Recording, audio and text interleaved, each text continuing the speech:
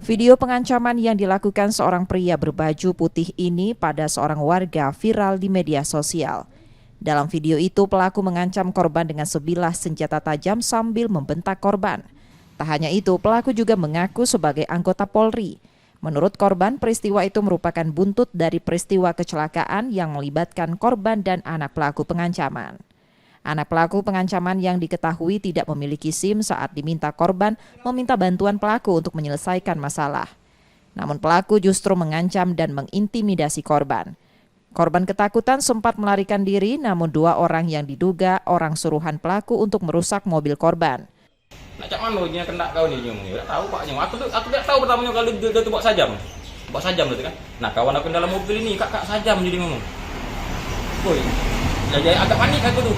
Lepas aku nak putar dari mobil dia hadang cekeknya aku jadi untuk di mobil itu kan dorong-dorong.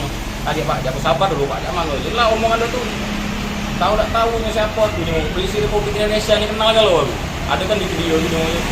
Korban telah membuat laporan ke Polrestabes Palembang dan tengah dalam penyelidikan kepolisian. Yudi Kiswanto, Kompas TV, Palembang, Sumatera Selatan.